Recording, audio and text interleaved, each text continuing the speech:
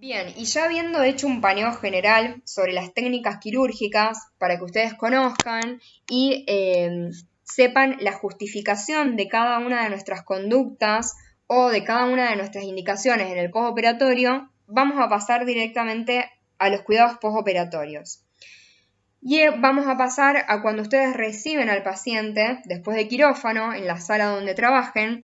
Frecuentemente van a ver que el paciente de trauma tiene drenajes. ¿Qué tipo de drenajes vamos a tener? En trauma generalmente los drenajes de cavidad son los de látex mediano, los amarillitos flexibles, de mediano calibre. También puede que en algún caso en particular dejemos una sonda K10, que es un poco más rígida, pero eso lo van a ver frecuentemente en el postoperatorio de apendicectomía, no tanto en trauma. Como yo les digo a los pacientes, los drenajes son muy importantes y hay que controlarlos muy estrictamente porque son un signo para nosotros de lo que está pasando dentro de la cavidad abdominal. Entonces, ante cualquier cambio o cosa rara que pase, el drenaje va a ser para nosotros un signo de alarma y nos va a hacer un llamado de atención para cambiar la conducta. Este tipo de drenajes, dependiendo mucho en realidad de la indicación del cirujano según su experiencia, puede estar a declive, a bolsa colectora, que esto va a permitir hacer un control más minucioso del débito, ya que tiene bien cuantificado, y también ver el tipo de débito, ya que la bolsa es transparente. Y si no, tenemos la opción del drenaje aspirativo con suctor. Este drenaje aspirativo es solamente eficiente y resulta si el corrugado está siempre en aspirativo, no se está abierto completamente sin aspirar. Otro tipo de drenajes más específicos que pueden llegar a haber en trauma, en lesiones más complejas, como las de la vía biliar, son el drenaje de Kerr, que es el famoso tubo en T, amarillito, que fíjense, como muestra en el esquema, es un drenaje que se coloca directamente al interior de la vía biliar y comunica directamente con la vía biliar. Por eso, para nosotros es el drenaje más delicado, es el drenaje que uno debe controlar que siempre esté firme, que no se tironee, que esté conectado a una bolsa de drenaje. ¿Por qué? Porque cualquier movimiento de este drenaje, que este drenaje se salga afuera de la vía biliar, implica una reoperación del paciente. Y por último, otro tipo de drenaje que van a ver no en el postoperatorio inmediato, sino en el postoperatorio alejado cuando se presentan complicaciones, es el drenaje tipo pigtail, la famosa cola de chancho. Fíjense cómo termina con un rulito. Este drenaje lo coloca en nuestro hospital el servicio de diagnóstico por imágenes, es un drenaje de tipo azul que también puede que en algún momento lo vean presente. ¿Qué debemos tener en cuenta en este aspecto de los drenajes? Es muy importante que lleguemos a un consenso y nos comuniquemos mucho entre ambos servicios. Primero, estos drenajes es imprescindible que no se tironeen y que deben estar siempre fijos. Esto es algo que nosotros lo aclaramos al paciente cuando damos el informe al familiar y que tanto nosotros como ustedes debemos prestar siempre atención. Con respecto a la cuantificación del débito y al registro, esto es algo que siempre lo lleva a cabo y lo tiene a cargo y se hace responsable el servicio de cirugía. Nosotros pasamos todos los días, vaciamos los drenajes, los rotulamos, y lo hacemos, digamos, nosotros, idealmente siempre el mismo equipo, porque es la única forma en la que uno pueda controlar en forma evolutiva e identificar cualquier tipo de cambio. Si un día lo hacía el servicio de cirugía, otro día el servicio de enfermería y así vamos variando, no se lleva un control tan eficaz y quizás se manifiestan más errores. Entonces es muy importante si en algún caso que llegan a ver, porque puede pasar, que alguna bolsa colectora o algún suctor ya se llena y al paciente ya le resulta incómodo, pesado y ustedes deciden vaciarlo, es muy importante que lo dejen registrado por carpeta, la cantidad y el tipo de débito que vaciaron y que den aviso al servicio de cirugía. Recuerden, como acabo de decir, los drenajes para nosotros son una referencia de lo que pasa en el interior de la cavidad abdominal y cualquier cambio en el tipo de débito pueden ser indicación de una distinta conducta, inclusive de una reoperación. Haciendo un repaso sobre las características del débito de estos drenajes, vamos a comenzar, para que les quede en mente, desde el más inocente al más importante. Primero y el más frecuente tenemos el débito de características cerosas. Fíjense que es un líquido claro, amarillo, muy similar a la orina, que si se presenta en bajas cantidades no nos debe preocupar. Luego tenemos el tipo seromático. Tanto el seroso como el seromático son los más frecuentes. El seromático, fíjense que tiene un tinte colorado, pero no es hemático franco. Son dos tipos de débito que no nos deben preocupar. Después continuamos con el purulento. Fíjense que es pus franca. Este tipo de débito de drenaje generalmente viene acompañado de alteraciones en el estado general del paciente, o sea, con signos de infección. Un paciente con leucocitosis, con fiebre, con dolor abdominal, que va a motivar a estudios por imágenes, como tomografía, y a otros tipos de conducta, probablemente alguna quirúrgica. Después seguimos con los tipos bilioso y pancreático. Fíjense que el tipo bilioso es bilis, es un líquido bien oscuro, que si uno lo mira con detenimiento en algunas áreas tiene un tinte dorado, amarillento. Y el pancreático, que puede tener algún tinte bilioso o directamente ser pancreático franco, que es más blanquecino o marrón tipo sucio, ¿sí? Un líquido sucio, que si uno le dosara amilasa, obviamente daría positivo.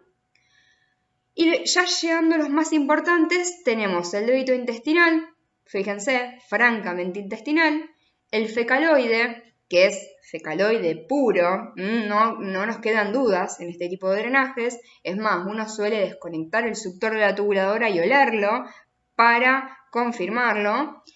Y por último, el hemático. El hemático, fíjense que es sangre roja rutilante, sangre fresca, no es el hemático viejo de coágulos.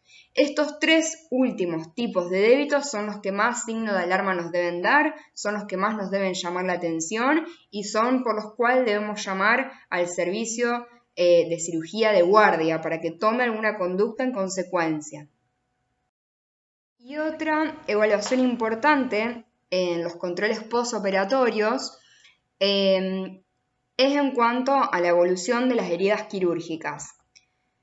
Fíjense, acá les presento una herida quirúrgica con buena evolución, sin signos de flebosis, sin secreción, con los puntos de sutura secos, bien superpuestos y los drenajes bien fijos. Esto sería lo ideal, lo esperable. En una segunda opción tenemos ya un proceso infeccioso en la herida quirúrgica y esto comienza cuando empezamos a ver el leve eritema que rodea el área de sutura.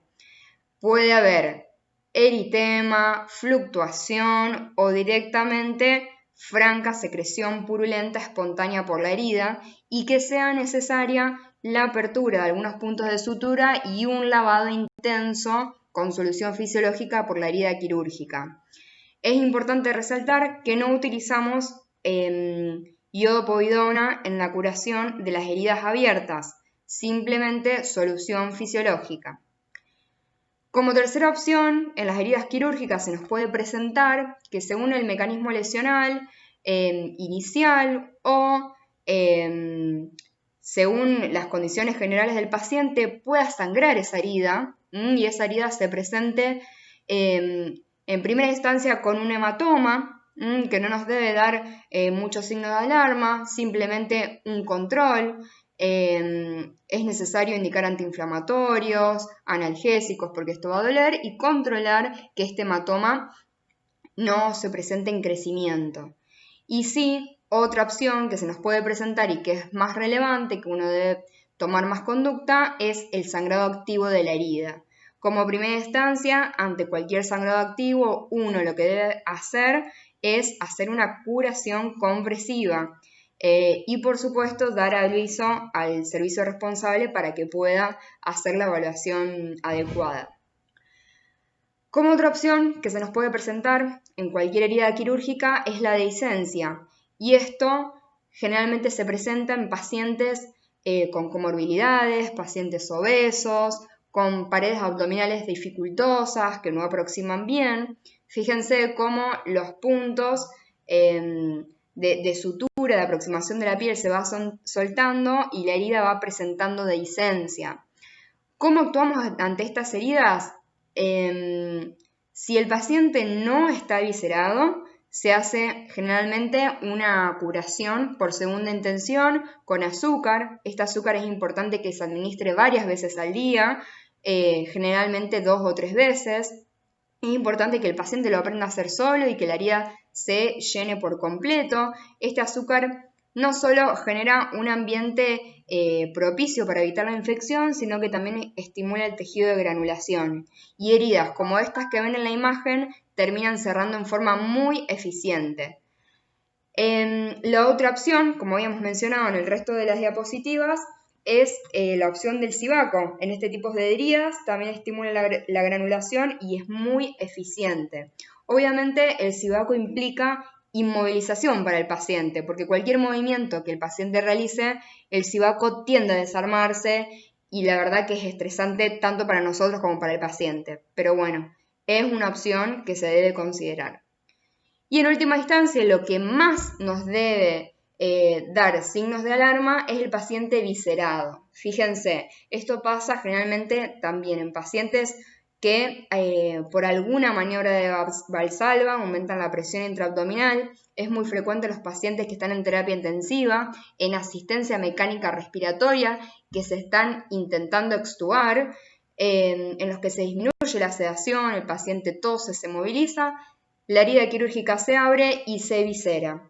Ante heridas como esta, uno debe llamar en forma urgente al servicio de cirugía porque tiene indicación quirúrgica de urgencia. Un punto que me pareció conveniente destacar dentro del manejo de las heridas en el postoperatorio es el manejo de los ostomas.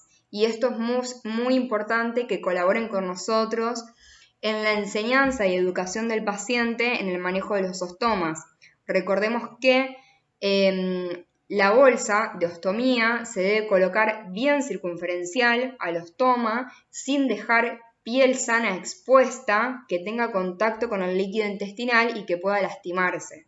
Es importante hacer recambio de la bolsa cuando se llena y cuando se empieza a despegar y cuidar mucho la piel periostoma. Como último repaso, entonces, dentro de lo que son los cuidados postoperatorios, dependiendo del área y del tipo de postoperatorio, recuerden que el monitoreo continuo de los signos vitales y el control estricto de diuresis es muy importante en aquellos pacientes que están en tratamiento no operatorio de algún tipo de lesión de órgano sólido, en pacientes que tuvieron una cirugía de alta complejidad. El tema de la sonda vesical, además de en estos pacientes, en aquellos pacientes que también tuvieron lesión de vejiga o vía urinaria o alguna resección muy próxima a la vejiga y necesitan hacer un control estricto de diuresis, no solo en cantidad, sino en tipo de diuresis, en las características. Como mencionamos en los temas anteriores, tanto la sonda nasogástrica como la nasoyeyunal deben estar bien fijas, se debe controlar bien el débito de la sonda nasogástrica aspirativa y es ideal poder roturarlas para no cometer ningún error al momento de la extracción. Y en aquellos pacientes en los que hay incisiones amplias o son pacientes con obesidad, que tienen gran tensión a nivel de área abdominal, si bien la faja abdominal no hace milagros, es de gran utilidad para la movilización. Y sí, cabe destacar, recuerden que en todo lo que es tratamiento no operatorio, el tema del reposo absoluto es uno de los requisitos principales para poder llegar a un resultado exitoso.